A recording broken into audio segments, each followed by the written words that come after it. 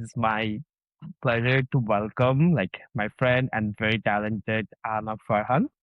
Farhan, welcome to Abroad's podcast again. And you're the first person যে হচ্ছে গিয়ে second time এই podcastটাতে আস previously we talked probably two to 3 years back, like 4 years back মনে হয়। কি অবস্থা কেমন? Yeah, 2021 এ। এই তো ভালো যাচ্ছে। Not bad.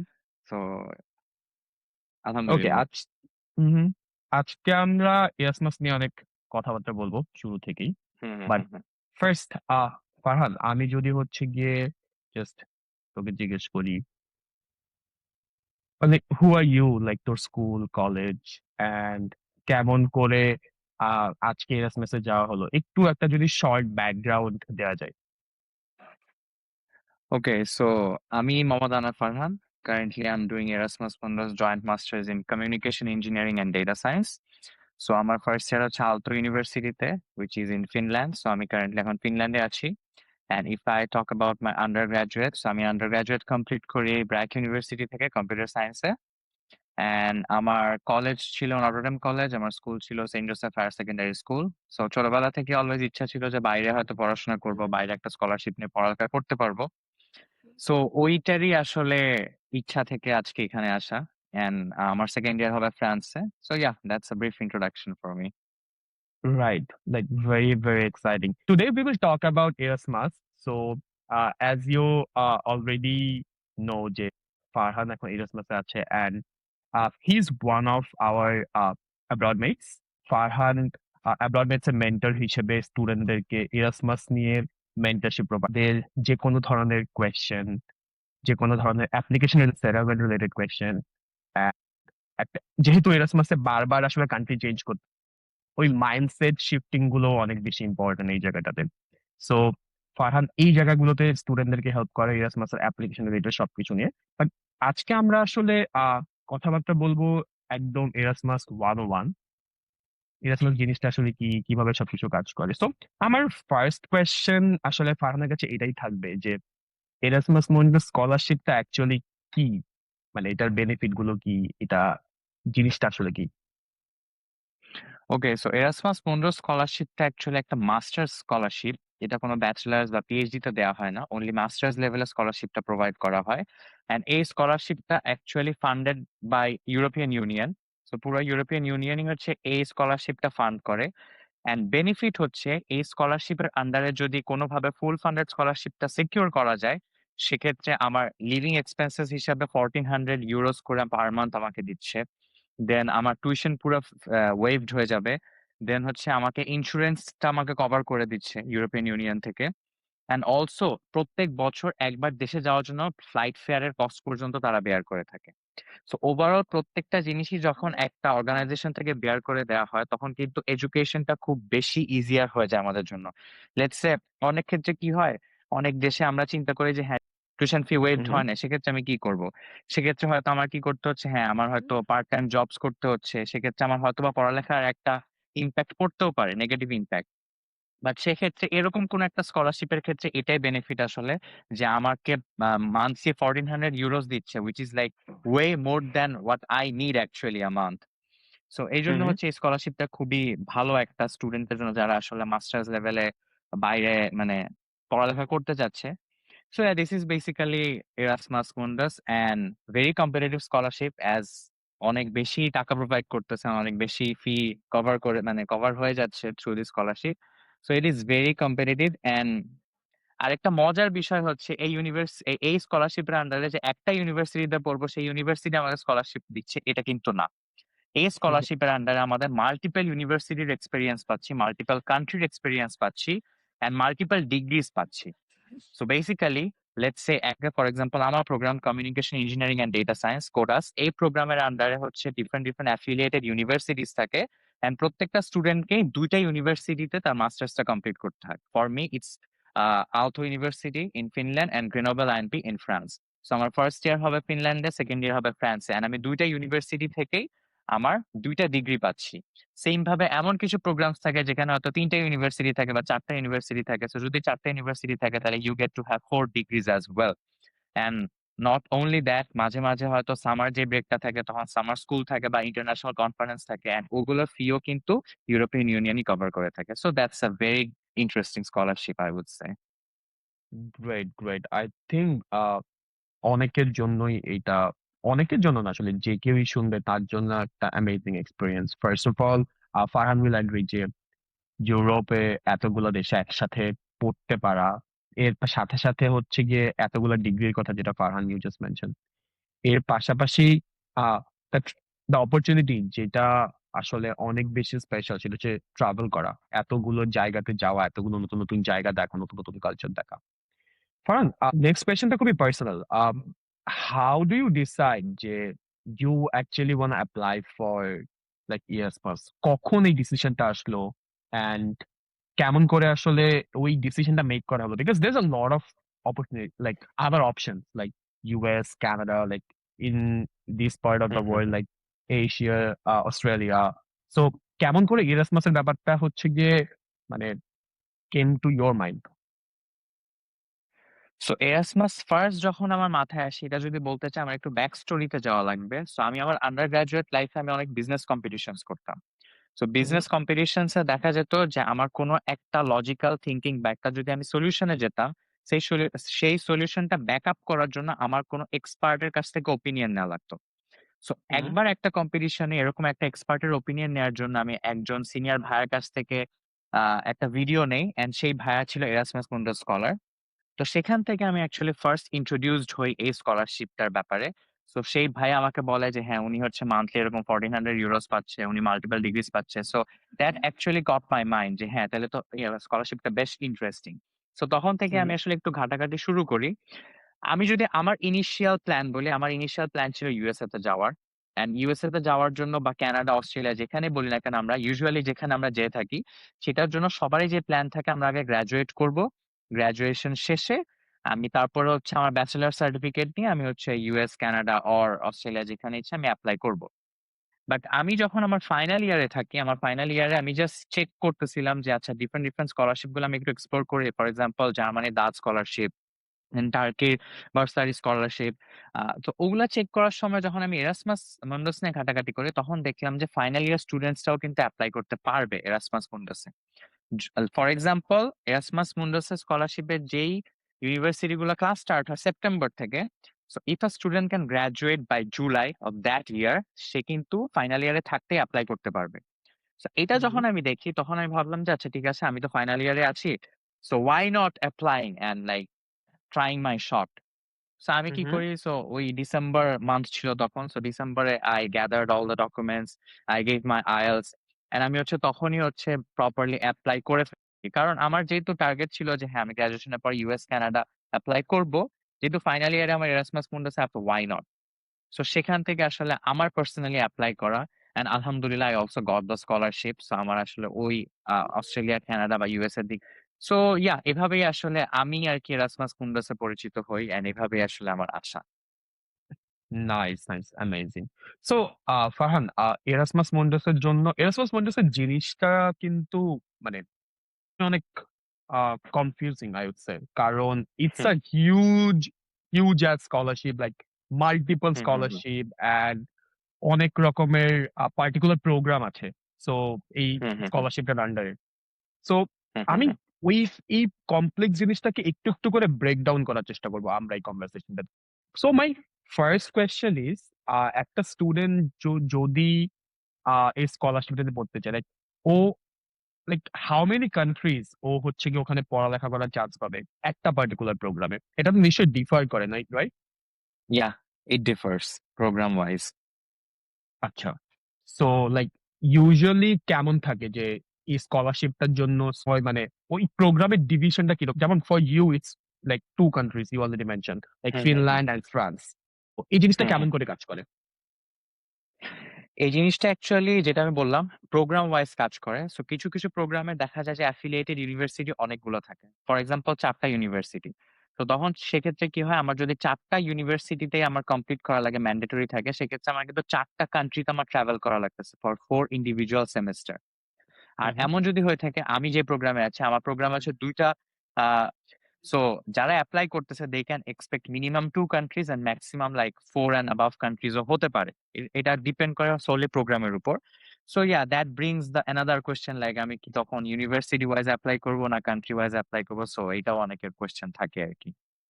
আচ্ছা। ওকে, সো এই কোয়েশ্চেনটা হচ্ছে সবচেয়ে common question regarding Erasmus Mundus, যে আমি যদি এরাসমাস মুন্ডাসে পড়ালেখা করতে চাই সেক্ষেত্রে আমি কি কান্ট্রি ওয়াইজ অ্যাপ্লাই করব, ইউনিভার্সিটি ঘেটে ঘেটে দেখবো যে ওরা কি এরাসমাস মুন্ডাস অফার করে নাকি না, দেন আমি কিভাবে অ্যাকচুয়ালি জানতে পারবো আদার অ্যাফিলিয়েটেড ইউনিভার্সিটিস কি? এই কোয়েশ্চেনটা সবচেয়ে common question. The thing is Erasmus মুন্ডাসের যে স্কলারশিপ গুলা প্রত্যেকটা একটা ওয়েবসাইটের আন্ডারে ক্যাটালগ আকারে থাকে। সো আমরা অ্যাকচুয়ালি যেভাবে অ্যাপ্লাই করি, we do not apply to universities, we apply to programs. So আমি যখন একটা প্রোগ্রামে এপ্লাই করব, ওই প্রোগ্রামের আন্ডারে ওই প্রোগ্রামের ওয়েবসাইটে সবকিছু দেয়া থাকে যে ওই প্রোগ্রামের আন্ডারে কি কি ইউনিভার্সিটি থাকে, কোন কোন দেশে আমার ট্রাভেল করা লাগবে, ওই প্রোগ্রামের আন্ডারে কোনো সামার স্কুল আছে নাকি কনফারেন্স আছে নাকি কোনো ভিজিট আছে, সবকিছু কিন্তু ওই ওয়েবসাইটে প্রোগ্রাম স্পেসিফিক ওয়েবসাইটে মেনশন করা থাকে। আর এখন আমি এই প্রোগ্রামগুলো অ্যাকচুয়ালি কোথা থেকে খুঁজে পাবো?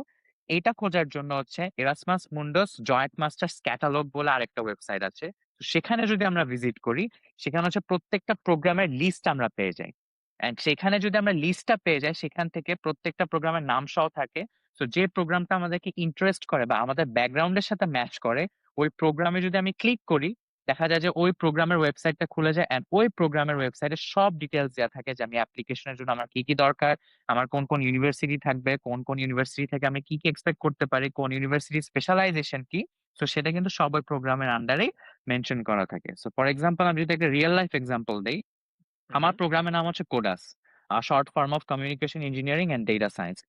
আমার প্রোগ্রামের আন্ডারে আমি আবার আগেই বলেছিলাম যে আমি আলতো ইউনিভার্সিটিতে মানে এখন পড়ালেখা করছি and ফ্রান্সে হচ্ছে গ্রেনোবেল আনপিতে যাব।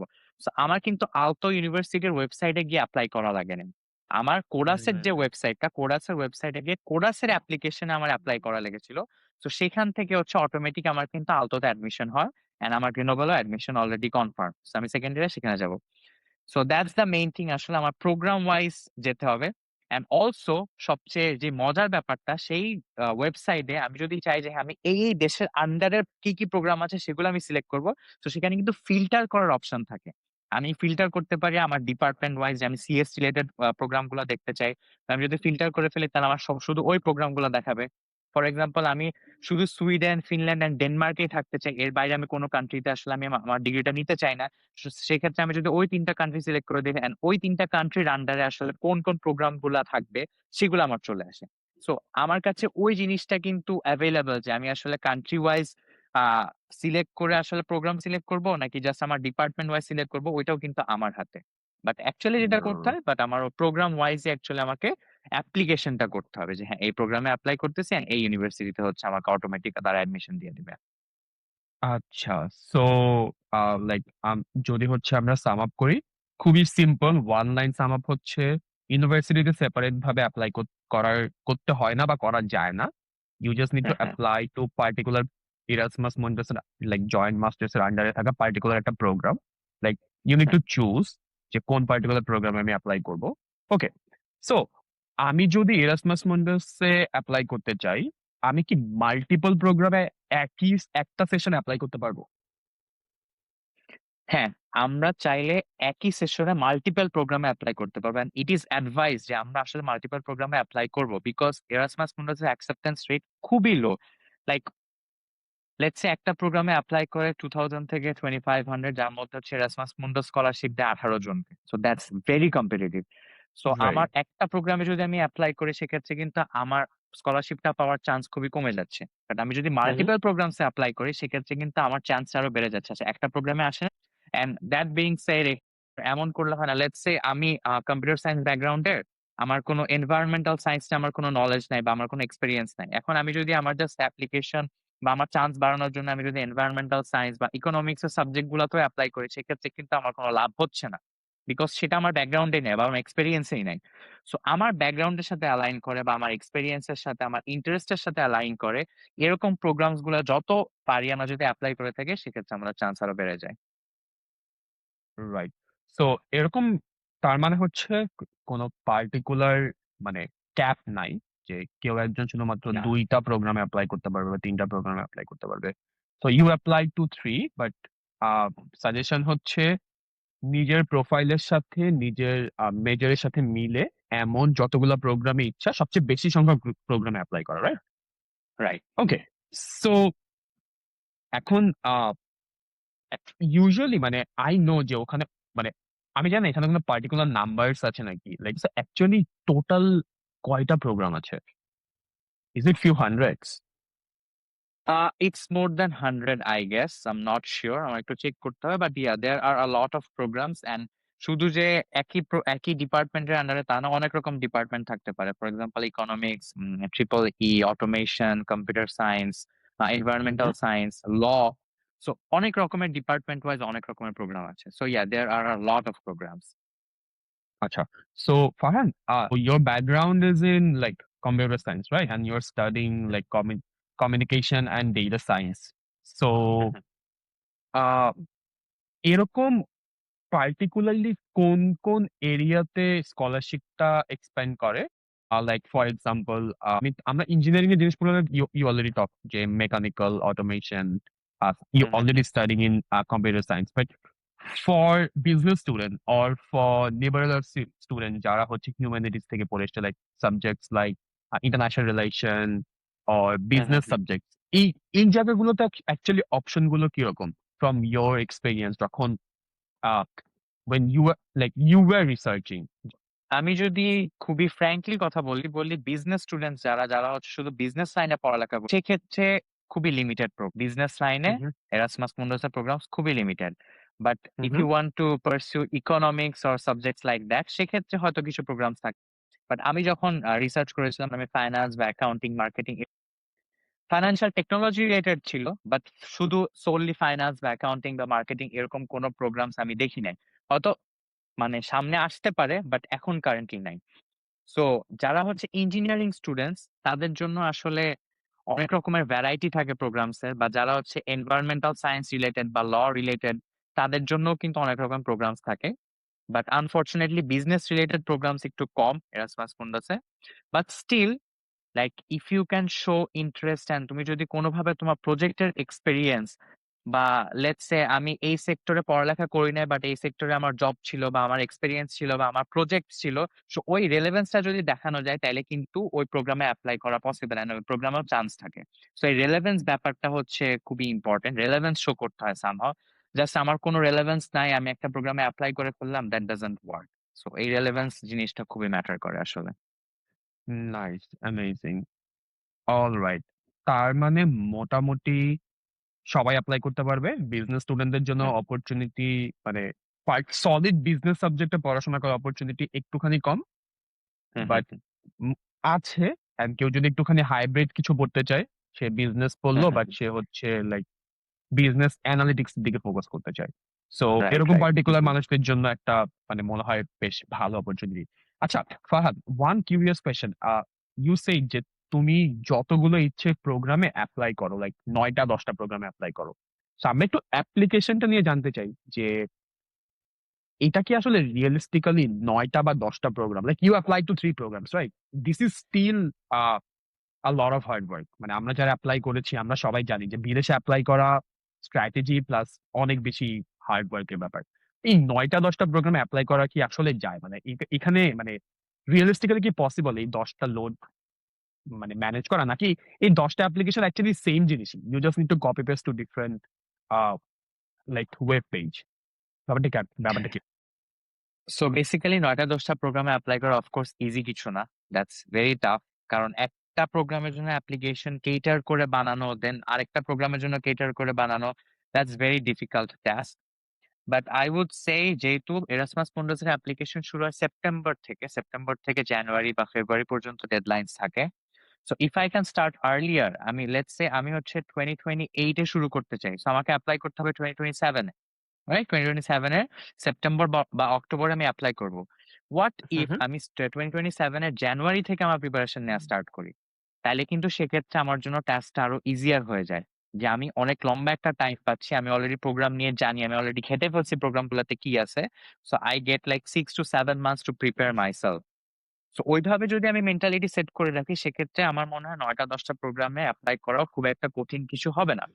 অ্যান্ড কিছু, কিছু ডকুমেন্ট আমি একই জিনিস প্রত্যেকটা প্রোগ্রামে ইউজ করতে পারবো, বাট সবকিছু আমি ইউজ করতে পারবো না। ফর এক্সাম্পল, আমার স্টেটমেন্ট অফ পারপাস আমি একটা প্রোগ্রামে এপ্লাই করলাম সাইবার সিকিউরিটি, একটা প্রোগ্রামে আমি এপ্লাই করলাম ডেটা সায়েন্স। ২ টা কিন্তু কম্পিউটার সায়েন্স রিলেটেড হলেও ২ টা কিন্তু ডিফারেন্ট ফিল্ডস। সো আমি যদি রাইট। আমার একটা স্টেটমেন্ট অফ পারপাস এ লিখি যে আমার ডেটা সায়েন্স নিয়ে আমার অনেক ইচ্ছা, আমি ডেটা সায়েন্স নিয়ে কাজ করছি। আমার থিসিস ছিল ডেটা সায়েন্স নিয়ে। আবার সেম জিনিসটা যদি আমি cyber security statement of purpose এ দিয়ে দেই তাহলে কিন্তু হবে না। কারণ ২ রাইট। টা ২ জনরার জিনিস অ্যান্ড ২ টাতে কিন্তু আমার মোটিভেশন ডিফারেন্ট থাকতে হবে। সো সেক্ষেত্রে হুম, কিছু, কিছু ডকুমেন্ট থাকে যেগুলো হচ্ছে আমার আলাদাভাবে কেটার করতে হবে to that specific programme. But for example আমার একটা রেকমেন্ডেশন লেটার, আমাকে একটা রেকমেন্ডেশন লেটার একটা প্রফেসর বা একটা লেকচারার দিচ্ছে, সে কিন্তু আমাকে নিয়ে যা জানে তাই লিখতেছে। তার কিন্তু আর প্রোগ্রাম স্পেসিফিক কেটার করার কিছু নাই। সো সেক্ষেত্রে আমি কি হুম, করতে পারি, ওই একই রিকমেন্ডেশন হয়তোবা আমি কয়েকটা জায়গায় দিয়ে দিতে পারি। বা হয়তো দেখা গেল একটা প্রোগ্রামে যেখানে হচ্ছে আমি বুঝতে পারতেছি যে আমার প্রফেসর আরেকটু ভালোভাবে আমাকে বলতে পারবে, সেক্ষেত্রে আমি না হয় তার থেকে একটু এডিট করে নিতে পারতেছি। So that's okay. How actually কিছু, কিছু ডকুমেন্ট আমি অনেক জায়গায় ইউজ করতে পারবো বা কিছু, কিছু ডকুমেন্ট আমার আসলে নিজের মতো কেটার করে নিতে হবে। আরেকটা যেমন IELTS আমার কিন্তু সব জায়গায় আমি একই ডকুমেন্ট দিয়ে দিতে পারতেছি। আমার কিছু, কিছু প্রোগ্রামে হুম, রেসিডেন্স সার্টিফিকেট লাগে। লাইক আমি বাংলাদেশের এই জায়গায় থাকি। সো ওইটার একটা প্রুফ লাগে। সো সেটা ওয়ার্ড কাউন্সিলর অফিস থেকে গিয়ে সার্টিফিকেট নিতে হয়। সো সেটাও কিন্তু আমি সব প্রোগ্রামে দিয়ে দিতে পারি। এইভাবে করে হুম, আসলে মানে মোস্ট অফ দ্যা ডকুমেন্টস এ আমি আসলে একই জিনিস সব জায়গায় দিয়ে দিতে পারবো। বাট কিছু, কিছু স্পেসিফিক ডকুমেন্ট আমার আসলে প্রোগ্রাম ওয়াইজ কেটার করে নিতে হয়। যেটা স্টেটমেন্ট অফ পারপাস আমি বললাম। মাঝে, মাঝে মোটিভেশন ভিডিও দিতে হয়। Motivation video. কিছু, কিছু কোয়েশ্চেনস থাকে সেই কোয়েশ্চেন অ্যান্সারস গুলো।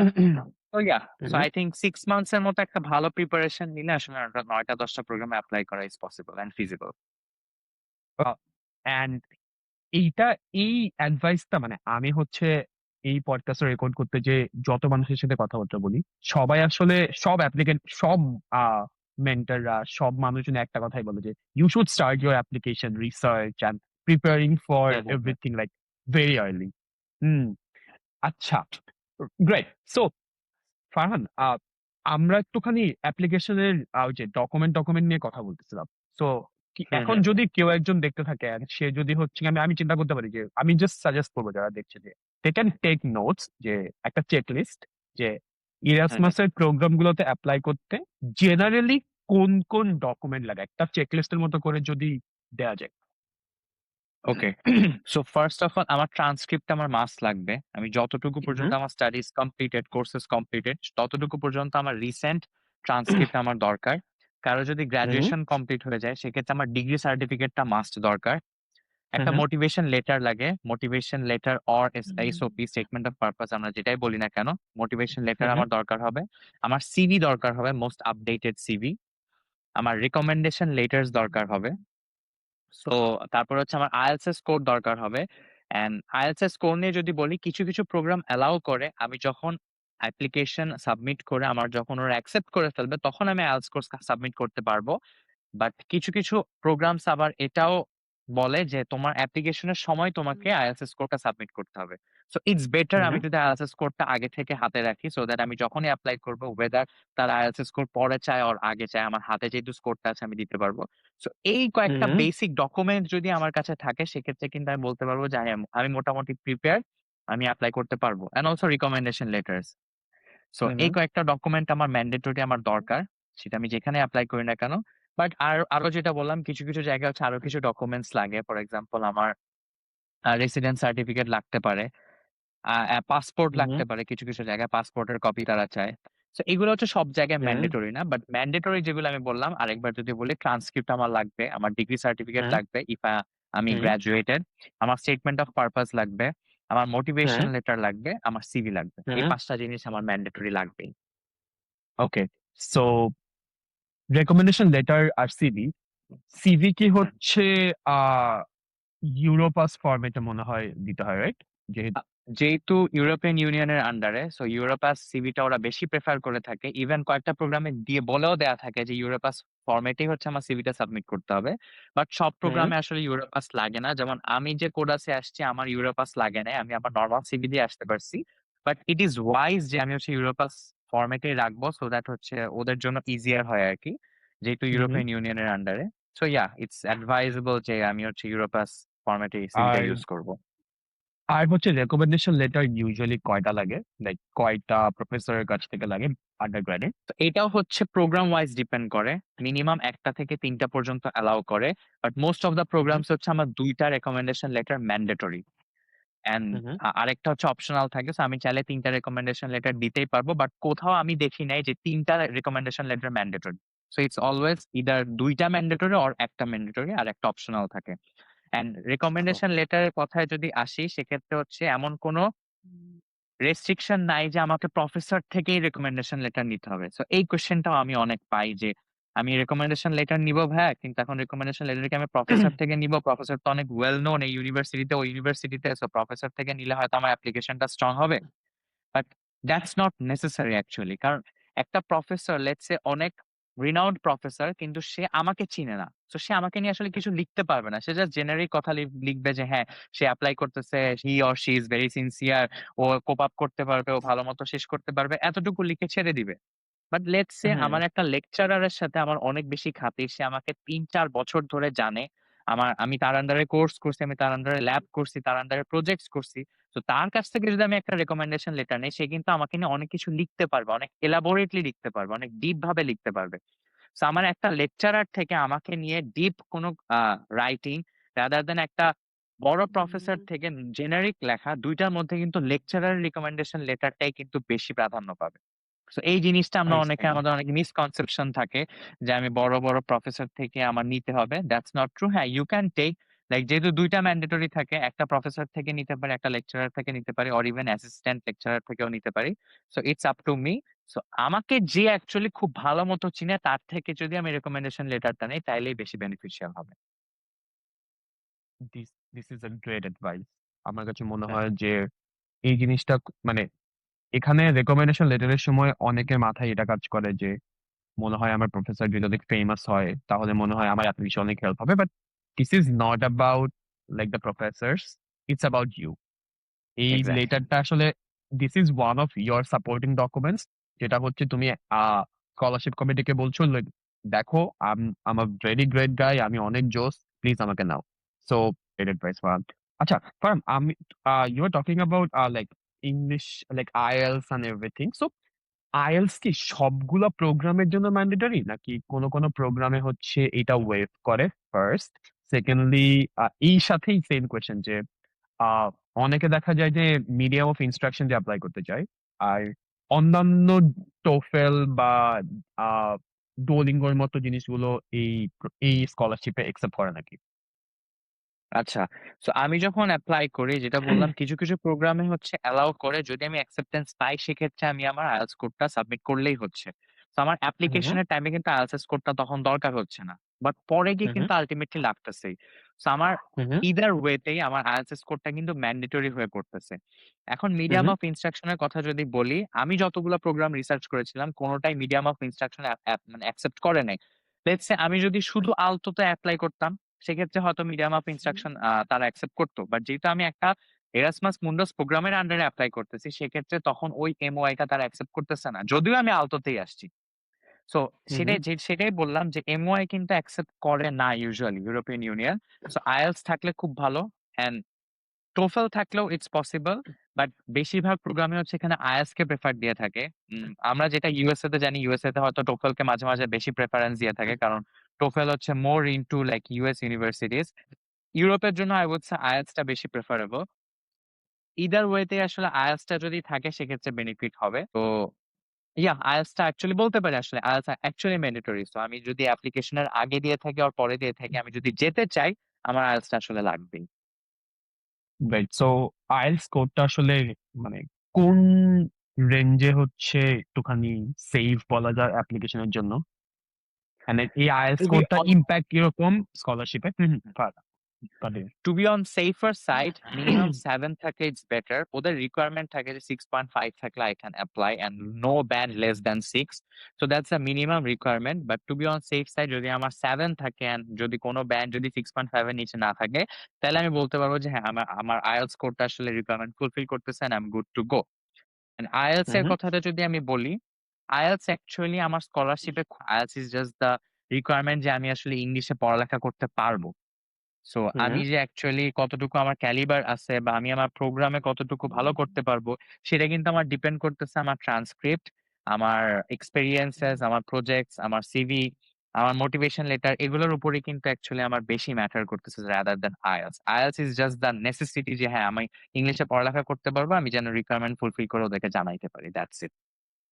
Right. Actually, language type of subject like English right, or right. like hmm, like English as a second language, এই type of uh, hmm, hmm, হুম, কোনো হুম। একটা program. রাইট। আচ্ছা, ফারহান, নেক্সট কোয়েশ্চেন ইজ যেটা অনেক common question. আমরা যখন মানে এই কোয়েশ্চেন গুলো নিয়ে আমরা যখন রিসার্চ করছিলাম তখন আমরা ডিফারেন্ট গ্রুপে যাচ্ছিলাম। আমরা ডিফারেন্ট সোশ্যাল মিডিয়া কনভারসেশনে বের করার চেষ্টা করছিলাম হুম, যে হুম, হুম। স্টুডেন্টরা আসলে কোন জায়গায় অ্যাকচুয়ালি কনফিউজ থাকে। তো এটা one of the popular question.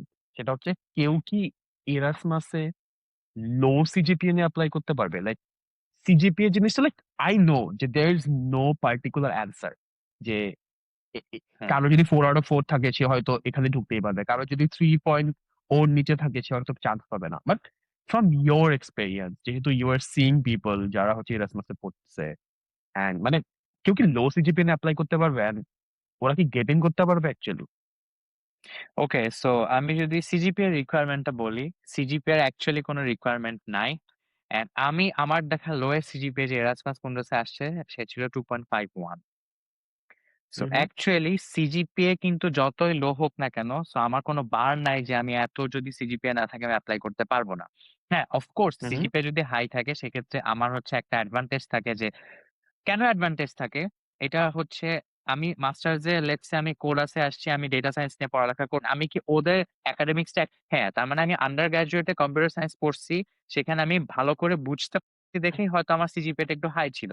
তো তারা তখন একটা লাইক মানে একটা সান্ত্বনা পাবে যে হ্যাঁ, ঠিক আছে এই স্টুডেন্টকে যদি আমি নেই সে কোপ আপ করতে পারবে, সে ভালো কিছু করতে so of course hmm, CGPA hmm. Matters.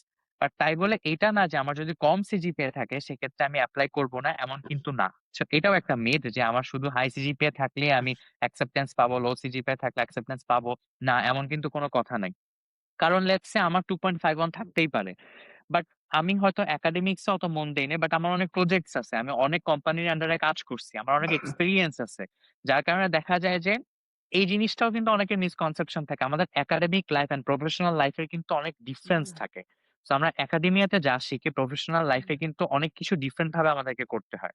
So কারো যদি হুম, হুম। 2.51 সিজিপিএ থাকা সত্ত্বেও তার প্রফেশনাল এক্সপেরিয়েন্স বা ওই রিলেটেড টপিকে অনেক বেশি নলেজ থাকে, সে যদি সেটা প্রুফ করতে পারে অ্যাডমিশনস কমিটিতে তার কিন্তু চান্স তখন বেড়ে যায়। রাদার দেন একজন যদি থাকে 3.98 সিজিপিএ ফর এক্সাম্পল এন্ড তার আসলে কোনো এক্সপেরিয়েন্স নেই, তার শুধু সিজিপিএ আছে। তো সেক্ষেত্রে কিন্তু আবার তখন অ্যাপ্লিকেশনের ওয়েট বেড়ে যাবে যার 2.51 সিজিপিএ। সো এটা অ্যাকচুয়ালি আই সি। ম্যাটার্স যে আমি কিভাবে আমার জিনিসটাকে ব্যালেন্স আউট করতেছি। সো আমার তাদেরকে আসলে প্রুভ করতে হবে আমি অ্যাকচুয়ালি কেপেবল। জিনিসটা হচ্ছে আমাকে কিভাবে আমি সেল করতেছি that's the main point. Right. নিজেকে সেল করার আই থিংক এই অ্যাপ্লিকেশন প্যাকেজের one of the very important part হচ্ছে মোটিভেশনাল লেটার, যেটা আমরা হচ্ছে এই রাইট। কনভারসেশনে অনেকবারই এসওপি বলে স্টেটমেন্ট অফ পারপাস বলে অনেক সময় রেফার করব। সো হাউ ইম্পর্টেন্ট একটা মোটিভেশনাল লেটার? আমি জানি যে অনেক ইম্পর্টেন্ট, কিন্তু এটা আসলে আমরা বারবার বলতে চাই স্টুডেন্টদেরকে। কারণ আমার আমার কাছে মনে হয় যে Farhan will agree with me যে স্টুডেন্টরা আসলে এই জায়গাটাতে মানে এটা যে কত ইম্পর্টেন্ট এটা আসলে অনেকে বুঝে না। যে এটা হুম, হুম, কপি হুম, পেস্ট হুম, করে চ্যাট জিপিটি দিয়ে লেখার জিনিস না ভাই। তো Farhan, hmm, you just say যে your part of the story যে এটা কত ইম্পর্টেন্ট, হাউ ইম্পর্টেন্ট যে এই মোটিভেশন লেটার এন্ড এসওপি জিনিসটা। ওকে, সো একটু আগে আমি যে কথাটা বলতেছিলাম যে নিজেকে সেল করতে হবে। তো এই সেল করার সবচেয়ে বড় ওয়ে হচ্ছে এসওপি, স্টেটমেন্ট অফ পারপাস। কারণ স্টেটমেন্ট অফ পারপাস কিন্তু সবার একই থাকে না। It's individual story. আমি আমার স্টোরি এসওপি তে বলতেছি। তুই যদি এপ্লাই করস তাহলে তুই তোর স্টোরি এসওপি তে বলবি। সো এভাবে কিন্তু ইন্ডিভিজুয়াল পারসন যারা এপ্লাই করে তাদের ইন্ডিভিজুয়াল স্টোরিটাই কিন্তু এসওপি তে যায়। এন্ড এসওপি হুম, হুম, কেন ইম্পর্টেন্ট? এসওপির ইম্পর্টেন্স নিয়ে যদি কথা বলি, ইভেন প্রোগ্রামে যে ওয়েবসাইট গুলো থাকে সেখানে কিন্তু মেনশনডই থাকে যে আমার মোটিভেশন কতটুকু এটার উপর হচ্ছে ওরা যখন অ্যাপ্লিকেশনটা ওয়েই করবে, লেটস সে 30% টু 40% দিয়ে থাকে তারা মোটিভেশন লেটারে। হুইচ ইজ লাইক হুম, 100% এর মধ্যে 40% যদি আমার মোটিভেশন লেটারই থাকে আর বাকি সবকিছু মিলায় যদি 60% থাকে তাহলে আমরা বুঝতেই পারতেছি আসলে মোটিভেশন লেটারের ইম্পর্টেন্স কতটুকু। And hmm. মোটিভেশন লেটার নিয়ে অনেকের ইয়ে থাকে আচ্ছা ঠিক আছে আমি চ্যাট জিপিটি কে দিয়ে সুন্দর করে সাজায় লিখে ফেলবো দিয়ে দিব অনেক সুন্দর হবে আমি তত ভালো লিখতে পারি না আমি হয়তো চান্স পেয়ে যাব। বাট এটা কমপ্লিটলি রং। আমি যদি একটা মোটিভেশন লেটার ChatGPT কে দিয়ে ChatGPT কিন্তু ওই একই জেনারিক জিনিস দিবে যে আমি ছোটবেলায় নাই তাই আমি বড় হয়ে দেখতেছি, আর আমি এখানে দেখতে চাই, নিজেকে ওইখানে দেখতে চাই, এই জন্য আমি অ্যাপ্লাই করতেছি, and this is very generic. এটা কিন্তু আমার কোনো পার্সোনাল স্টোরি না। সো ওই চ্যাট হুম, জিপিটি দিয়ে কিন্তু আমি আমার স্টোরিটা রিপ্রেজেন্ট করতে, এন্ড এখন লাইক টেকনোলজি এত অ্যাডভান্স, আমরা অলরেডি জানি আমরা যখন একটা একাডেমিক কোনো কিছু টার্নিনে সাবমিট করি তারা কিন্তু অলরেডি এআই ডিটেক্ট করে ফেলে। ইভেন আমরা গ্রামারলি দিয়ে যদি প্যারাফ্রেজ করেও সাবমিট করি, সেটাও কিন্তু এআই ডিটেক্ট করে ফেলে যে হ্যাঁ এটা গ্রামারলি দিয়ে প্যারাফ্রেজ করা। সো এখন টেকনোলজি হুম, অনেক অনেক অ্যাডভান্সড। কারণ প্রত্যেকটা অ্যাপ্লিকেশন পোর্টালে কিন্তু ওদের এসব টেকনোলজি ইন্টিগ্রেটেড থাকে, এন্ড কোনটা আসলে চ্যাট জিপিটি জেনারেটেড, কোনটা জেনারেটেড না, তারা অলরেডি অ্যাপ্লিকেশনটা পাওয়ার সাথে সাথে বুঝে যায়। এন্ড দেখা যায় যে এআই জেনারেটেড যদি কোনো মোটিভেশন লেটার থাকে, ওটা ফার্স্ট স্ক্রিনিং এ বাদ হয়ে যায়। তো এই হুম, জিনিসটা আসলে করা কোনোভাবেই ঠিক না। এন্ড মোটিভেশন লেটারে হচ্ছে আমার প্রুফ করতে হবে যে আমি এই যে যেটা বললাম লো সিজিপিএ থাকা সত্ত্বেও কিভাবে এরাসমাস মুন্ডাস পাচ্ছে। এটার একমাত্র ওয়ে ছিল সে মোটিভেশন লেটারে প্রুভ করতে পারছে তার আসলে কি কি প্রজেক্ট ছিল, কি কি এক্সপেরিয়েন্স ছিল, কি সেটা সেই প্রোগ্রামের সাথে কিভাবে অ্যালাইন করে। আমি যদি এই প্রোগ্রামে যাই আমি কার আন্ডারে কি কাজ করব, কোন প্রফেসরের আন্ডারে কি কাজ করতে চাই, কোন ইউনিভার্সিটিতে কোন প্রফেসরটা কি নিয়ে ভালো, তার টপিক আমার টপিকের সাথে কিভাবে অ্যালাইন করতেছে, আমি যদি চান্স পাই তার সাথে আমি কাজ করে কোথায় ইমপ্রুভমেন্ট আনবো, তার দেশে কিভাবে ইমপ্রুভমেন্ট আনবো, আমার দেশে কিভাবে ইমপ্রুভমেন্ট আনবো, আমার লাইফ গোলের সাথে কিভাবে ম্যাচ করতেছে। সো এই জিনিসগুলা কিন্তু অলওয়েজ পার্সোনাল হয়। সো এই জিনিসগুলা কিন্তু হুম, চ্যাট জিপিটি বলতে পারে না। So that's why hmm. Motivation letter is very important. And আমি যদি বলি, আমাকে যদি জিজ্ঞেস করা হয় একটা অ্যাপ্লিকেশন লেটারের সবচেয়ে ইম্পর্টেন্ট পার্ট কি, আমি তখনও বলবো একটা অ্যাপ্লিকেশনের সবচেয়ে ইম্পর্টেন্ট পার্ট হবে SOP. Oh, alright. I think that's the prerequisite এই জায়গাতে মানুষের জন্য যে এসওপির ইম্পর্টেন্স নিয়ে।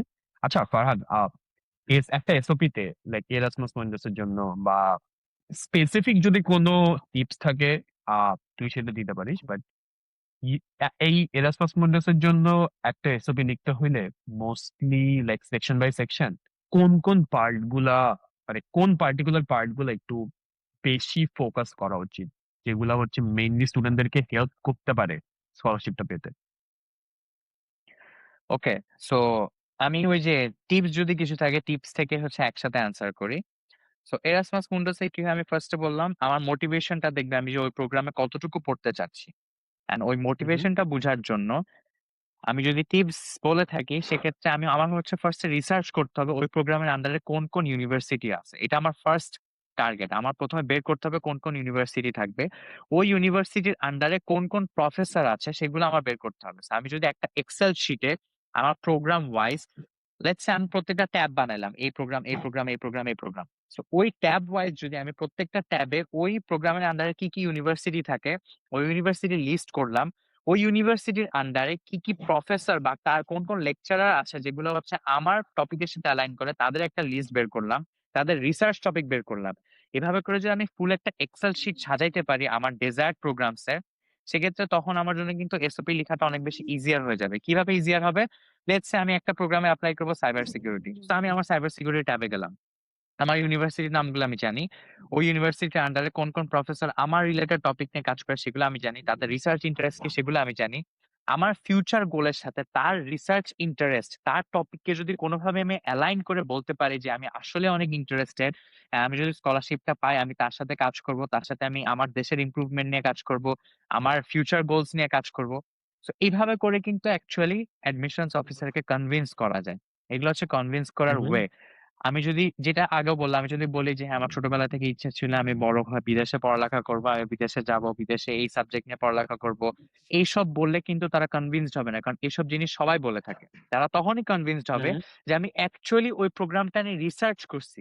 কেন রিসার্চ করছি? বিকজ আমার লেজিট ওই প্রোগ্রাম নিয়ে আমার ইন্টারেস্ট আছে। সো সামহাউ যদি আমি ওইভাবে ইন্টারেস্টটা শো করতে পারি, তখন হচ্ছে অ্যাডমিশনস কমিটি অনেক বেশি ইমপ্রেসড হয়। এন্ড শুধু যে আমার ইন্টারেস্ট আছে, আমার ইন্টারেস্ট থেকে তাদেরকে আমি বলতেছি ওই টপিকের সাথে আমার ম্যাচ করতেছি সেটা না। আমার একটা ব্যাকগ্রাউন্ড স্টোরি লাগবে যে কোত্থেকে আমি আসলে এই ইন্সপিরেশনটা পাইছি যে আমার এটা নিয়ে কাজ করতে হবে।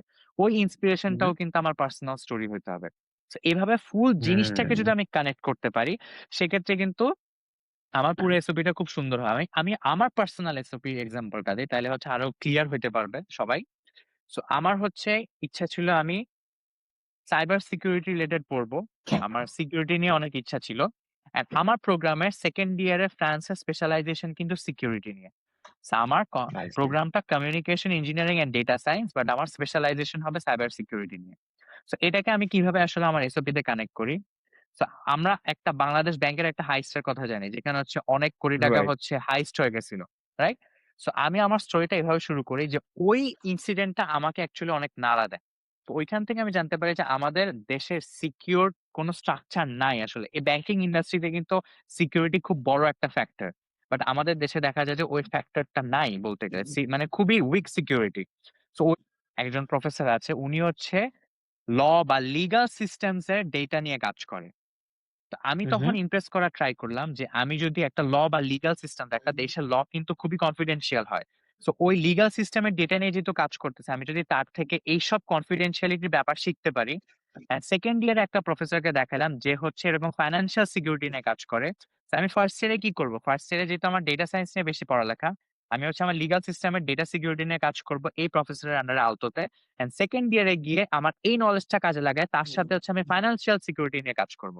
সো এভাবে করে Mm-hmm. আমার পার্সোনাল যে স্টোরিটা সেটাকে হচ্ছে আমি আমার আলতো ইউনিভার্সিটি, গ্লোবাল আনপি ৩ টাকে একসাথে কানেক্ট করছি। সো এভাবে করে কিন্তু ফুল একটা ফ্লো অ্যান্ড কোহেশন ছিল।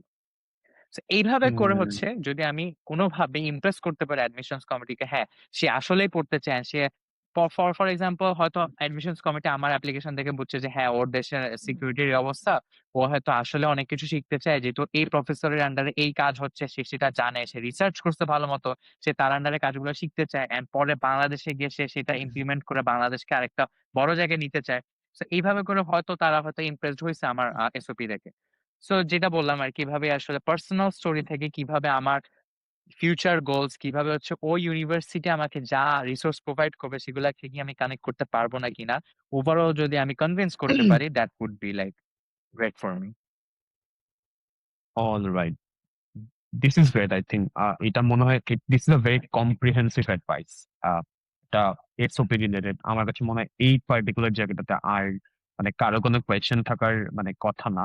বাট স্টিল ওকে, সো আমরা যদি একটু মুভ করি, আহ যদি আমরা আরেকটুখানি অ্যাপ্লিকেশনটার দিকে আগাই, আমরা সিজিপি নিয়ে কথা বললাম, আমরা এসওপি নিয়ে কথা বলে ফেললাম। সো লেটস টক অ্যাবাউট যদি না masters program. So job experience, কারো যদি ওয়ার্ক এক্সপেরিয়েন্স থাকে, এইটা কি মানে এটা কি নিডেড নাকি এটা থাকলে ভালো? মানে জব এক্সপেরিয়েন্স এর জিনিসটা কি মানে, বা এটা এই স্কলারশিপ অ্যাপ্লাই করার জন্য কি মানে do you need particular professional experience? It is not mandatory to have professional experience. যেটা হুম বললাম, আগেও বলে আসছি, আমার যদি প্রোগ্রাম রিলেটেড প্রফেশনাল এক্সপেরিয়েন্স থাকে সেক্ষেত্রে আমি একটা অ্যাডভান্টেজ পাবো। কারণ অ্যাডমিশনস কমিটি বুঝতে পারবে তার অলরেডি এই সেক্টরে নলেজ আছে, তার প্রফেশনাল এক্সপেরিয়েন্স আছে। তো সে অলরেডি এই নলেজ যেহেতু তার আছে, তার মানে সে মাস্টার্স এসে সাইন করতে পারবে। সো এভাবে আসলে যেটা বললাম ওই যে আমার যদি লো সিজিপিএ থাকে সেক্ষেত্রে আমি আগে এপ্লাই করাচ্ছি। আমি যদি একটু প্রফেশনাল এক্সপেরিয়েন্স নিয়ে এপ্লাই করি তখন আমার বেনিফিট বেশি হবে। আর আমার যদি মোটামুটি একটা হাই সিজিপিএ থাকে তখন আমি বলতে পারবো যে আমার প্রফেশনাল এক্সপেরিয়েন্স যদি নাও থাকে, আমি যদি কোনোভাবে কনভিন্স করতে পারি সেক্ষেত্রে আমার একটা চান্স থাকতে পারে। এটা হুম আবারও আরকি একই জিনিস চলে আসছে যে এটা আসলে আমি কিভাবে আমার অ্যাপ্লিকেশনটা ব্যালেন্স করব। সামহাউ যেহেতু হলিস্টিক অ্যাপ্রোচ থাকে, আমার অ্যাপ্লিকেশনটা যদি আমি ব্যালেন্স করে কনভিন্স করতে পারি, তাইলেই হচ্ছে মোটামুটি হয়ে যায়। বাট যে কোয়েশ্চেনটা তুই করছিলি মানে আমাকে, সেটা হচ্ছে যে এটা মানে নট নেসেসারি যে আমার প্রফেশনাল এক্সপেরিয়েন্স থাকতেই হবে। বাট আমি যত রকমের স্টুডেন্টদেরকে দেখে আমার সাথে আসছে বা আমি যতজনকে দেখছি তাদের মোটামুটি ১-২ বছরের একটা প্রফেশনাল এক্সপেরিয়েন্স ছিল। So that helped actually. So professional experience থাকলে অফ কোর্স হেল্প হয়, but not mandatory. All right, great. I think next আরেকটা অনেক কমন ব্যাপার হচ্ছে গিয়ে মনে হয় অনেকে একটু কনফিউজ হয়ে যায় যে how they can actually choose the right program from the catalog. Like ওরা কি হচ্ছে অফিসিয়াল এরাসমাস এর পোর্টালটাই যাবে নাকি ওই পার্টিকুলার ওয়েবসাইট গুলোতে ঘাটাঘাটি করবে? কিভাবে এই জিনিসটা চুজ করবে আসলে? Okay. So it is also an important factor, যেটা বললাম আমার রেলেভেন্স এর উপর কিন্তু একটা স্কোর থাকে, পয়েন্ট থাকে। যখন অ্যাডমিশনস কমিটি স্কোর করে তারা কয়েকটা জিনিসে খুব প্রাধান্য দিয়ে থাকে। মোটিভেশন লেটার বললাম, সিভিতে দিয়ে থাকে, ট্রান্সক্রিপ্টে দিয়ে থাকে, আমার রেজাল্টের উপর দিয়ে থাকে। অ্যান্ড হচ্ছে আমার রেলেভেন্স অফ স্টাডিজ দিয়ে থাকে। সো লেটস সে যেটা আমি বলছিলাম, আমি যে কম্পিউটার সায়েন্সে পড়ে যদি আমি এনভায়রনমেন্টাল সায়েন্সে এপ্লাই করি, সেক্ষেত্রে কিন্তু আমার রেলেভেন্সে দেখা যাবে স্কোরটা অনেক কমে যাচ্ছে। সো এই রেলেভেন্সটা আমি কিভাবে পাবো? সো আমি ওই যে EMJM catalogue, Erasmus Mundus joint masters catalogue, এখানে হুম, যদি যাই, আমার ডিফারেন্ট ডিফারেন্ট প্রোগ্রামের লিস্ট, তো বামে কিন্তু ফিল্টার করার অপশন থাকবে যে আমি অ্যাকচুয়ালি কোন ডিপার্টমেন্টের আন্ডার এন্ড কোন ডিপার্টমেন্টে আমি প্রোগ্রামগুলো করতে চাই। সেখান থেকে যদি আমি ফিল্টার আউট করে ফেলি, ফর এক্সাম্পল আমি বললাম ইনফরমেশন অ্যান্ড কমিউনিকেশন টেকনোলজিতে আমি, সো আমার আইসিটি হুম, রিলেটেড সব প্রোগ্রাম কিন্তু আমার লিস্ট হয়ে, এরপরে হচ্ছে কোন হুম, প্রোগ্রাম আমাকে ইন্টারেস্ট করতেছে, আমার রেলেভেন্স সবচেয়ে বেশি, তখন হচ্ছে ওই লিস্ট থেকে আমি প্রথমে ক্লিক করে করে প্রত্যেকটা ওয়েবসাইট ভিজিট করব, ওদের অ্যাবাউট সেকশন দেখব, কোন ইউনিভার্সিটিতে কোন প্রোগ্রামে কি কি টপিক নিয়ে কাজ করাবে আমাকে, কি কি উম, জিনিস আমি শিখতে পারবো, ওই জিনিসগুলো আমার পুরোটা রিসার্চ করে যখন আমি বুঝতে পারবো যে হ্যাঁ এটা আমার অ্যালাইন করতেছে আমার ফিউচার গোলস বা আমার আন্ডার গ্রাজুয়েট স্টাডিজ এর সাথে, সেক্ষেত্রে আমি বুঝতে পারবো যে হ্যাঁ এই প্রোগ্রামটা আমার জন্য একটা পারফেক্ট ফিট। এন্ড তখন যদি আমি ওয়েবসাইট গুলা ঘেটে যদি দেখি যে হ্যাঁ এটা আমার সাথে অতটা ম্যাচ করতেছে না, তখন আমার বুঝতে হবে যে হ্যাঁ এটা হয়তো আমার চান্স পাওয়ার প্রবাবিলিটি কম। সো এভাবেই আসলে আমি হুম, এরাসমাস মুন্ডাস জয়েন্ট মাস্টার্স ক্যাটালগে গিয়ে আমি আমার ডিপার্টমেন্টটাকে ফিল্টার আউট করে ওই ডিপার্টমেন্ট আন্ডারে যতগুলো প্রোগ্রাম থাকে ওই প্রোগ্রামকে ইন্ডিভিজুয়ালি ভিজিট করে করে একটু রিসার্চ করে দেন হচ্ছে আমার রেলেভেন্সটাকে বুঝতে হবে। যদি বুঝি যে আমার রেলেভেন্স আছে, সেক্ষেত্রে আমি অ্যাপ্লাই করব। যদি বুঝি রেলেভেন্স একদমই নাই, সেক্ষেত্রে আমার অ্যাপ্লাই করে তো আমার একটা লাভ হবে না। হচ্ছে ওইখান থেকে ফিল্টার আউট করতে পারবো যে হ্যাঁ আমার ৯টা ১০টা হয়তো আমি টার্গেট করছি, হয়তো আমার ৭টাতে গিয়ে নেমে আসছে, তো আমার জন্য ইজিয়ার যে হ্যাঁ আমি হুম, ৭টাতে আরো বেশি ফোকাস দিয়ে অ্যাপ্লাই করতে পারবো। সো এভাবে আসলে আই সি। জিনিসটা অ্যাপ্রোচ করা উচিত। গ্রেট। মানে ডিফারেন্ট ডিফারেন্ট হয়, এটা হচ্ছে ফার্স্ট কোয়েশ্চেন। আর ইউজুয়ালি আমরা জানি জানুয়ারি পর্যন্ত, জানুয়ারি ইজ লেট, তার আগেই অনেকগুলো প্রোগ্রামের অ্যাকচুয়ালি অ্যাপ্লিকেশন শেষ হয়ে যায়। তো মানে সেপ্টেম্বর থেকেই পার্টিকুলারলি কোন সময়টা পর্যন্ত অ্যাপ্লাইটা করা যায়, ডেডলাইন গুলো থাকে, মানে পিক টাইমটা কখন মোস্ট অফ দ্য স্কলারশিপের জন্য? Okay, so most of the scholarships এ একটাই ডেডলাইন থাকে যে ওই ডেডলাইনের মধ্যেই আমাকে অ্যাপ্লাই করতে হবে, আর কোনো ডেডলাইন থাকে না। বাট কিছু কিছু প্রোগ্রামে আবার কি থাকে, কিছু কিছু প্রোগ্রামে হচ্ছে দুইটা ফেজে থাকে, যে ফার্স্ট ফেজের ডেডলাইন এটা, সেকেন্ড ফেজের ডেডলাইন এটা। তো দেখা যায় ফার্স্ট হুম, ফেজে হুম, যারা অ্যাপ্লাই করে তাদের একটু প্রবাবিলিটি বেশি থাকে চান্স পাওয়ার, আর সেকেন্ড ফেজে যারা অ্যাপ্লাই করে তাদের একটু হয়তো কম থাকে। সো এভাবে হুম, হুম। ফেজ ওয়াইজও থাকতে পারে। But most of the programs এর হচ্ছে একটা স্পেসিফিক ডেডলাইন থাকে, ওই স্পেসিফিক ডেডলাইনের মধ্যে আমাকে অ্যাপ্লাই করতে হবে। এন্ড আমি যদি বলি সবচেয়ে ইম্পর্টেন্ট টাইমলাইন যেটা, সেটা হচ্ছে October to December. So maximum প্রোগ্রামে অ্যাপ্লিকেশন শুরু হয় অক্টোবরে এন্ড শেষ হয় ডিসেম্বর 31 কিছু কিছু প্রোগ্রাম জানুয়ারি বা ফেব্রুয়ারি পর্যন্ত এক্সটেন্ড করে, বাট ম্যাক্সিমাম প্রোগ্রামই অক্টোবর টু ডিসেম্বর, এই ৩ মাসের মধ্যে হচ্ছে লিমিটেড থাকে। সো ইটস ওয়াইজ যে আমি হচ্ছে, এন্ড অলসো যত তাড়াতাড়ি আমি অ্যাপ্লাই করতে পারবো আমার চান্স তত বেশি থাকবে। সো আমি আগে আগে অ্যাপ্লাই করা ইজ বেটার। সো আমি যদি অক্টোবর থেকে ডিসেম্বরের মধ্যে আমি অ্যাপ্লাই করে ফেলতে পারি, তাহলে হচ্ছে ওইটা আমার জন্য খুব ভালো হয় আর কি। আচ্ছা, আচ্ছা। অলসো আমি যদি রেজাল্টটা অ্যারাউন্ড কোন সময় আসে? সো রেজাল্টও ডিপেন্ড করে প্রোগ্রাম ওয়াইজ। মোস্টলি হচ্ছে ফেব্রুয়ারি টু এপ্রিলের মধ্যে রেজাল্টটা আসে। ওকে, সো সব প্রোগ্রামে ইন্টারভিউ দরকার হয় না। আমার যেমন ৩টা প্রোগ্রাম ছিল, ৩টাতে আমার একটাতে ইন্টারভিউও না, ঠিক বেসিক্যালি আমাকে হচ্ছে ইন্টারভিউ কোয়েশ্চেন্স পাঠাই দিছিল। সো আমাকে কি করতে হচ্ছে, একটা ভিডিও রেকর্ড করে অ্যান্সার গুলা পাঠানো লাগছিল। So it hmm, hmm. Depends, আসলে সব প্রোগ্রামে ইন্টারভিউ দরকার হয় না। মানে দেখা যায় যে আমি যে যা এপ্লাই করতেছি, যা ডকুমেন্টস আমি প্রোভাইড করতেছি, ওইটার উপর বেস করে ওয়েট করে আমাকে হচ্ছে অ্যাডমিশন দিচ্ছে। আর কিছু কিছু প্রোগ্রামে যেটা হয় ফেজ বাই ফেজ হয়। যেমন ফার্স্ট রাউন্ডে যদি আমি পার করতে পারি, সেক্ষেত্রে আমার কাছে ইন্টারভিউর জন্য কল করতেছে, এন্ড ইন্টারভিউতে যদি আমি সিলেক্টেড হই, দেন হচ্ছে আমাকে ফাইনাল অফার করতেছে। এন্ড কিছু কিছু জিনিসে হয়তো বা ইন্টারভিউ না নিয়ে তারা আমাকে ভিডিও কোয়েশ্চেন্স পাঠিয়ে দিতে পারে, আমার রেকর্ড করে সেটা আমাকে পাঠানো লাগতেছে। অথবা এমনও হইতে পারে যে আমাকে হয়তো পরে, আমি যদি সেকেন্ড রাউন্ডে সিলেক্টেড হই, পরের রাউন্ডে আমাকে কোয়েশ্চেন পাঠাচ্ছে, আমাকে টাইপ করে সেগুলো পাঠাতে হচ্ছে। So it also depends program wise যে আমার কি আসলে একবারে প্রথম অ্যাপ্লিকেশনে অ্যাডমিশন চলে আসবে, নাকি আমার ইন্টারভিউ দিতে হবে, নাকি আমার কিছু কোয়েশ্চেন্স এর অ্যান্সার পাঠাইতে হবে। সো প্রোগ্রাম টু প্রোগ্রাম এটা ডিপেন্ড করে থাকে।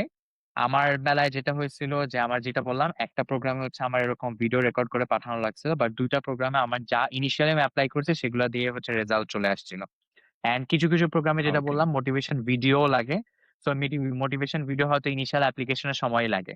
সো মোটিভেশন ভিডিওটা কি, যে আমি কেন পড়তে চাই, যে এসওপিটারই বেসিক্যালি হচ্ছে একটা ভিডিও ভার্সন হচ্ছে motivation video. So I see. Hmm, hmm. Also এখন এসে আসলে মানে অনেক ইউনিভার্সিটি দেখা যাচ্ছে যে মানে রিটেন ফরম্যাটের উপর আর খুব বেশি ভরসা করতে পারে না, বিকজ অফ হ্যাঁ, দা হ্যাঁ, হ্যাঁ, হ্যাঁ। Lot of like uh LLM models যারা হচ্ছে এই জিনিসপত্রগুলো করতে পারে। সো এই জায়গাটাতে সো আহ দেখ, এখনো অনেক অনেক ইউনিভার্সিটি আসলে ভিডিও ফরম্যাটে যায়, স্টুডেন্টটাকে পার্সোনালি দেখতে যায়, তার কথা বলার স্টাইল হুম, হুম, হুম। বুঝতে চায়, সে কতটুকু কনফিডেন্ট, সে আসলে এই মানুষটা নাকি। কারণ এসবিতে তো আমরা নিজের সম্পর্কে লিখি। So when you are talking about your passion, like Farhan, like hmm, hmm. ওটা না চোখে মুখে বোঝা যায় যে এই পার্টিকুলার জিনিসটা নিয়ে মানে মানে ইউর প্যাশনেট, রাইট? আচ্ছা, আরেকটা এনাদার কোয়েশ্চেন, যেটা অনেকের জন্য একটা ডিসাইডিং ফ্যাক্টর হতে পারে এরাসমাসে, যেহেতু এটা একটা মাস্টার্স প্রোগ্রাম। তো ইরাসমাস মুন্ডাসে কি কেউ স্পাউস কে সাথে নিয়ে যেতে পারে? ওকে, সো ভিসা রিলেটেড কোয়েশ্চেনের অ্যান্সার যদি যেই, হ্যাঁ, ইউরোপে হচ্ছে স্পাউসকে নিয়ে আসা পসিবল। তো স্পাউসের জন্য ভিসা অ্যাপ্লাই করতে হয়, বাট দ্য চ্যালেঞ্জ ইজ আমার ইউরোপের ভিসা অ্যাপ্লাই করার জন্য মোস্ট অফ দ্য কান্ট্রিজ এর যে এম্বাসি বা কনসুলেট থাকে সেটা হচ্ছে ইন্ডিয়াতে। So, এই জিনিসটা একটা বড় চ্যালেঞ্জ এরাসমাস মুন্ডাসের জন্য। বাট ওইটারও সলিউশন ইউরোপিয়ান ইউনিয়নই করে দেয় আমাদের জন্য। ফর এক্সাম্পল, আমি যখন অ্যাপ্লাই করি তখন হচ্ছে বাংলাদেশে কিন্তু ইন্ডিয়ার ভিসা অফ ছিল, কোনো হুম। ট্যুরিস্ট ভিসা অন ছিল না, শুধু মেডিকেল ভিসা ছিল। বাট আমাদের জন্য যেটা করে ইউরোপিয়ান ইউনিয়নের যে বাংলাদেশ ডেলিগেট, সে হচ্ছে যমুনা ফিউচার পার্কে আমাদের জন্য, যারা আমরা ওই ব্যাচের স্কলার ছিলাম এরাসমাস মুন্ডাস, আমাদের জন্য একদিনের একটা স্লট ম্যানেজ করে দেয়। এন্ড ওই দিন শুধু আমরাই ছিলাম। এন্ড আমরা গিয়ে হচ্ছে উই ওয়ার লাকি যে আমাদেরকে ইউরোপিয়ান ইউনিয়নের বাংলাদেশ ডেলিগেট ভাবে হেল্প করছিল। সো এরাসমাস মুন্ডাস স্কলারশিপ যদি হয়ে থাকে, সেক্ষেত্রে ভিসা নিয়ে আসলে টেনশন করার কিছু নাই। কারণ যেভাবেই হোক না কেন ভিসাটা অ্যাকচুয়ালি হয়ে যায়, সেটা যেভাবেই হোক, ইউরোপিয়ান ইউনিয়ন থেকে হোক বা আমাদের দেশ থেকে হোক, সেই সাপোর্টটা আমরা আসলে পেয়ে থাকি। অ্যান্ড স্পাউসের নাইস। ক্ষেত্রেও সেম। আমার স্পাউসকে কিন্তু আমি নিতে পারবো চাইলে। And ইউরোপে এই জিনিসটা অনেক ইজিয়ার। সো ইয়া, স্পাউসকে আনা যায়, ইটস পসিবল। অলসো লাইক যদি ডিপেন্ডেন্ট থাকে, লাইক যদি কিডস থাকে, অনেকে দেখা যায় হচ্ছে ফ্যামিলি থাকে। সো তাদের জন্য like they can sponsor like uh like এই স্কলারশিপের আন্ডারে কি সে তার like wife, like partner and তার কিডস সবাইকেই নিয়ে যেতে পারবে, লাইক এই পার্টিকুলার জায়গায় তার সাথে নিয়ে যেতে পারবে এই পার্টিকুলার দেশে মাস্টার্স এর সময়টাতে? হ্যাঁ, সে তার ওয়াইফকে বা ডিপেন্ডেন্ট যেই থাকুক না কেন, সবাইকে সে তার সাথে নিয়ে আসতে পারবে এখানে। ওকে, গ্রেট। আই থিঙ্ক এইটা অনেকের জন্য অনেক ইম্পর্টেন্ট, অনেকে এটার উপরে বেস করে আহ ডিসাইড করবে। আচ্ছা, এখন আমরা একটুখানি একটু স্ট্র্যাটেজিক্যাল জিনিসপত্র নিয়ে জাস্ট আমার কয়েকটা কুইক কোয়েশ্চেন, যেগুলো হচ্ছে আমরা মানে যেগুলো আসলে ডিসকাস করা খুবই important. First of all, in your opinion, যেহেতু you applied and you help many student তাদের অ্যাপ্লিকেশনে, তো একটা অ্যাপ্লিকেশনকে কোন পার্টিকুলার জিনিসগুলো অ্যাকচুয়ালি স্ট্রঙ্গার বানাতে পারে, like for Erasmus Mundus? Okay, motivation লেটারে সেটা একটু ডেসক্রিপটিভ থাকে, আর সিভিতে সেটা সামারি থাকে। সো আমার second importance I would say আমার সিভিতে দিতে হবে। So first comes the motivation letter, then আমার সিভি, দেন হচ্ছে রিকমেন্ডেশন লেটার। বিকজ আমি যে ভালো সেটা আমি বললেই তো হচ্ছে না, সেটা তো একজনকে মানে সেটাকে অথেন্টিক নাকি সেটা জাস্টিফাই করতে হবে। সেই জাস্টিফিকেশনের জন্য রিকমেন্ডেশন লেটারটা অনেক বেশি ইম্পর্টেন্ট। সো রিকমেন্ডেশন লেটারে আমি একটা ভালো প্রফেসর থেকে নেওয়া হচ্ছে, যে আমাকে বেশি দিন চিনে, যে আমাকে আমার অ্যাক্টিভিটিস জাস্টিফাই করতে পারবে, তার থেকে নেওয়া বেটার। And transcript. সো এই চারটা জিনিস আর অ্যাকচুয়ালি সিরিয়াল ওয়াইজ আমি বললাম। So first motivation letter, then CV, then recommendation letter, and then transcript. So এই প্রায়োরিটিতে হচ্ছে আই উড সে যে এরাসমাস মুন্ডাস দিয়ে থাকে আর কি। ওকে। এগুলো অফকোর্স আমার স্কলারশিপে ইম্প্যাক্ট ফেলবে, বিকজ আমি আগে বললাম আমার নিজেকে সেল করতে হবে। তো আমার নিজেকে সেল করার জন্য আমার যদি শুধু একাডেমিক্স থাকে, সেক্ষেত্রে কিন্তু আমি নিজেকে সেল করতে পারবো না। হ্যাঁ, আমি লেটস সে আমি 24/7 পড়ালেখা করছি, আমি এটা জানি ওটা জানি, মানে দ্যাট ডাজন্ট লাইক জাস্টিফাই যে আমি খুব ভালো কিছু করতে পারবো লাইফে। কারণ আমার শুধু একাডেমিক্স নিয়ে আমি কিন্তু বেশ দূরে আগাইতে পারবো না। তো আমার পড়ালেখার পাশাপাশি যদি আমার এক্সট্রা কারিকুলার থাকে, আমার রিসার্চ পাবলিকেশন থাকে, আমার রেলেভেন্ট এক্সপেরিয়েন্স থাকে, সেক্ষেত্রে কিন্তু অ্যাডমিশনস কমিটি আরো বেশি কনভিন্সড হয় যে না, তার ওভারঅল সব দিক মিলায় আসলে এক্সপার্টাইজ আছে and সে মানে হি ক্যান শাইন হিয়ার আসলে। সো ইয়া, অফকোর্স এইসব পার্টিকুলার জিনিস অনেক বেশি ইম্প্যাক্ট ফেলে। Okay, and also I think Farhan, আরেকটা জিনিস, অনেক সময় মানে আমরা যারা হচ্ছে অলরেডি ইউনিভার্সিটিতে একবার অ্যাপ্লাই করে ফেলেছি বা অন্য অনেকের অ্যাপ্লিকেশন দেখি, অনেক সময় কিন্তু অ্যাপ্লিকেশন দেখলেই বোঝা যায় যে এই অ্যাপ্লিকেশনটা আসলে প্রবাবলি রিজেক্টেড হবে। So from your experience particularly কোন কোন জিনিসগুলো একটা অ্যাপ্লিকেন্টকে most likely okay, so first and foremost হচ্ছে এআই লাইক ইউজ করা থামাইতে হবে অ্যাপ্লিকেশনে। তো আমার অ্যাপ্লিকেশনে অনেক পোর্শনে দেখা যায় অনেক কোয়েশ্চেন্স থাকে, অনেক অ্যান্সার্স করা লাগে। তো সেক্ষেত্রে অনেকেই দেখা যায় যে ওই কোয়েশ্চেনের অ্যান্সার গুলো হচ্ছে এআই দিয়ে জেনারেট করতেছে, বা আমি একটা মোটিভেশন ভিডিও বানাবো, ওই ভিডিও স্ক্রিপ্টটাও দেখা যায় যে আমি এআই থেকে জেনারেট করে নিচ্ছি। হ্যাঁ, এআই থেকে আমরা এআই কে ইউজ করতে পারি ভালোভাবে, যে হ্যাঁ আমি একটা জিনিস আমি সোললি নিজে বানাইলাম, দেন বললাম এটা হচ্ছে আমাকে প্রপারলি জাস্ট একটা ফ্লোতে দিয়ে দাও। সেক্ষেত্রে ওই ক্ষেত্রে আমি ইউজ করতে পারি। বাট সব ক্ষেত্রে আসলে অ্যাপ্লিকেশনে এআই ইউজ করা, এআই এখন সবচেয়ে বেশি বড় ফ্যাক্টর রিজেকশনস এ। তো এআইটা আমাকে বাদ দিতে হবে। এন্ড একটা অ্যাপ্লিকেশন গুছানোর মধ্যেও কিন্তু কিছু লাইক সৌন্দর্য থাকে আমরা যেটাকে বলি। আমি যদি একটা অ্যাপ্লিকেশনকে ফর এক্সাম্পল আমাকে আমার অ্যাচিভমেন্টের দিতে বলল, লিস্ট দিতে বলল বা অ্যাচিভমেন্টের সার্টিফিকেট দিতে বলল। আমার একটা প্রোগ্রামে হচ্ছে আমার রিকোয়ার করছিল। তো আমি জাস্ট একটা অ্যাচিভমেন্ট যদি আমি জাস্ট একটার পর একটা অ্যাচিভমেন্টের সার্টিফিকেট, প্রেস্টের ছবি অ্যাটাচ করে দিয়ে দেই, হয়তো অ্যাডমিশনস কমিটিকে আমার ইমপ্রেস করবে। But what I can do is আমি ধর ধর ক্রাইটেরিয়া করলাম যে হ্যাঁ, আমি এই সেগমেন্টে কিছু কম্পিটিশনে পার্টিসিপেট করছি। একটা আমি এক্সপ্লেনেশন দিলাম, দেন ওইটার সার্টিফিকেট। দেন এই সেগমেন্টে করছি, কি, কি করছে ওইটা লিখে দেন ওইটার সার্টিফিকেট। সো আমি যত সুন্দর করে গুছাইতে পারবো আমার অ্যাপ্লিকেশন, গুছানোর মধ্যেও কিন্তু অ্যাডমিশনস কমিটিকে ইমপ্রেস করা যায়। সো এই গুছানোর ব্যাপারটা অনেক বেশি ইম্পোর্টেন্ট, অ্যান্ড অলসো এআই। এই ২ টা ফ্যাক্টরের কারণেই সবচেয়ে বেশি রিজেকশন পেয়ে থাকে অ্যাপ্লিকেশনস এ।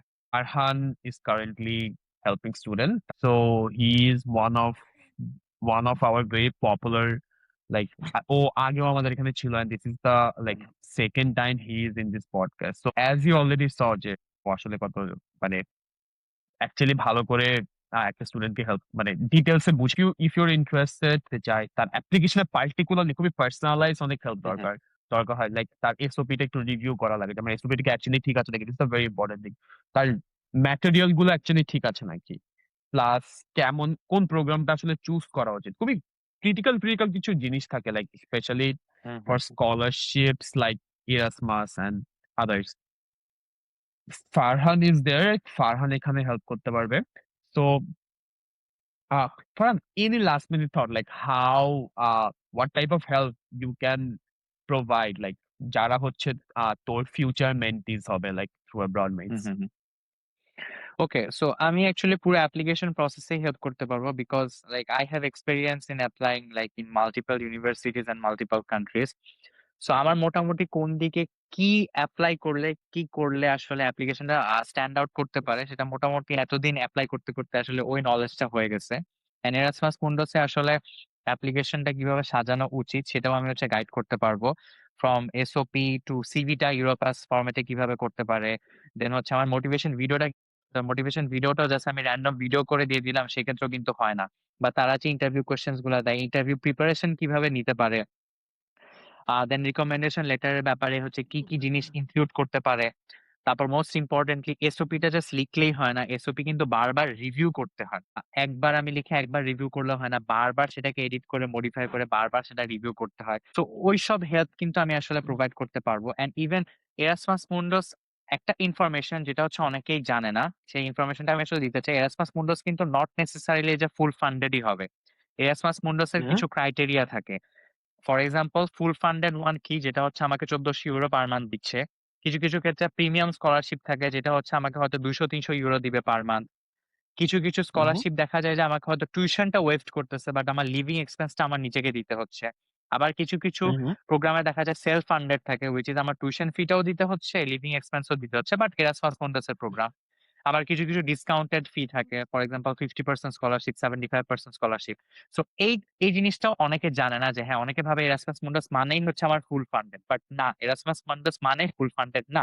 দেয়ার আর ক্রাইটেরিয়াস। আমার অ্যাপ্লিকেশনের বেসিসে হয়তো আমাকে তারা সেলফ ফান্ডেড ও মানে দিতে পারে। সেক্ষেত্রে হয়তো আমাকে আমার প্রোগ্রাম ফি, আমার লিভিং এক্সপেন্স সব নিজেকে বের করতে হবে। বাট এই ক্ষেত্রে আমি যখন ট্রাভেল করব, সেক্ষেত্রে এরাসমাস মোবিলিটি গ্র্যান্ড স্কলারশিপটা যদি আমি পাই, সেক্ষেত্রে আমার ট্রাভেল কস্ট অ্যান্ড আমাকে কিন্তু কান্ট্রি ওয়াইজ একটা স্টাইপেন্ড তারা দিয়ে থাকবে। For example hmm. ইউরোপিয়ান ইউনিয়নের কান্ট্রি গুলাকে ডিফারেন্ট ক্রাইটেরিয়াতে ভাগ করে এ বি সি। সো এর মধ্যে কি পড়ে, ফর এক্সাম্পল জার্মানি পড়তে পারে, ফ্রান্স পড়তে পারে, বি তে কি পড়বে, হাঙ্গেরি পড়বে বা অস্ট্রিয়া পড়বে, সি তে কি পড়বে, লেটস সে সাইপ্রাস পড়লো, মাল্টা পড়লো। সো এই ক্রাইটেরিয়া ওয়াইজ কিন্তু ডিফারেন্ট ডিফারেন্ট স্টাইপেন্ড তারা প্রোভাইড করে থাকে। For A category let's say 600 euros per month, then B ক্যাটাগরির জন্য 450 ইউরোস, সি ক্যাটাগরির জন্য 250 ইউরোস। এই জিনিসটা অনেকেই জানে না। So, এই গ্যাপ গুলা তাদেরকে ফুলফিল করার জন্য কিন্তু আমি হেল্প করতে পারি যে হ্যাঁ ঠিক আছে, আমি হয়তো ফুল ফান্ডেড স্কলারশিপ পাইলাম না, কিভাবে আমি আমার এক্সপেন্স গুলাকে আসলে মিট করতে পারবো, যেই লুপ হোল গুলা থাকে, যে ভিতরে ভিতরে ডিফারেন্ট স্কলারশিপ অপরচুনিটিস গুলা থাকে, এগুলো নিয়েও কিন্তু আমি হেল্প করতে পারবো। অ্যামেজিং। হয়তো ট্রাভেল কস্টটা কভার হয়ে যাবে, অনেক কিছু কভার হয়ে যাবে। That's a very, very insightful like episode, Farhan. Like আমাদের আগের এপিসোডের মতো। ফারহান, আমরা একদমই শেষের দিকে। যারা এই বছর 2027 ইনটেককে টার্গেট করে এই সেপ্টেম্বর থেকে এপ্লাই করা শুরু করবে, do you have any last minute advice and anything for them? যেকোনো কিছু। ওকে, সো যারা এই বছর অ্যাপ্লাই করবে আই উড সে এখন থেকে প্রিপারেশন নিতে, যেহেতু কিছু কিছু প্রোগ্রামে ইন্টারভিউস থাকে। সো ওই ইন্টারভিউ যদি লেটস সে আমার মেশিন লার্নিং কোন একটা প্রোগ্রামে ইন্টারভিউ হয়ে থাকে, সো সেক্ষেত্রে আমি যেন মেশিন লার্নিং এর কিছু বেসিক নলেজ বা একটু ডিপ ডাউন করে কি কি আসলে কাজ করে না করে, এগুলো যদি আমি বেসিক নলেজটা নিয়ে রাখতে পারি, সো দ্যাট আমার ইন্টারভিউতে অনেক বেশি হেল্প হবে। সো এখন থেকে যদি প্রিপারেশন নেওয়া, সেক্ষেত্রে কি হবে, লেটস সে আমি একটা প্রোগ্রামে অ্যাপ্লাই করব, ওই প্রোগ্রাম রিলেটেড আমি একটা কোর্স করে ফেলছি, সো আমি কিন্তু সার্টিফিকেশনে অ্যাপ্লাই মানে অ্যাড করতে পারবো আমার অ্যাপ্লিকেশনের সময়।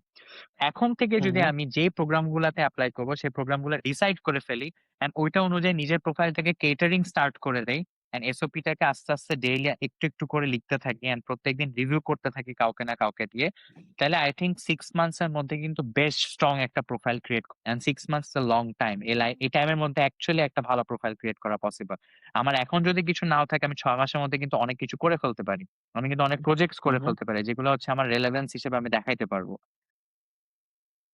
Amazing, amazing. I think that's it for this episode. One. First of all, thank you so much, হান, সময় বের করার জন্য। সময় বের করে এত মোটামুটি প্রায় ১ ঘন্টার মতো লম্বা সময় ধরে আমরা কথাবার্তা বললাম।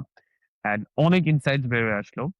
অ্যান্ড মানে I know like how busy like like এর পাশাপাশি যারা হচ্ছে এপ্লাই করবে তাদের জন্য তো অপশন খোলাই আছে অ্যাবাউন্ডমেন্টস থেকে, কারেন্ট স্টুডেন্টদের কাছ থেকে হেল্প নেয়া। লাইক একদম কোন রকমের বায়াসনেস ছাড়া স্ট্রেইট অ্যাডভাইস, যেটা আমরা এই পডকাস্টেও করার চেষ্টা করি। খুবই মানে কোন রকমের এক্সট্রা সুগার কোটিং ছাড়া জিনিসপত্র বলা যায়। This are the pros, this are the cons, একদম সিম্পল।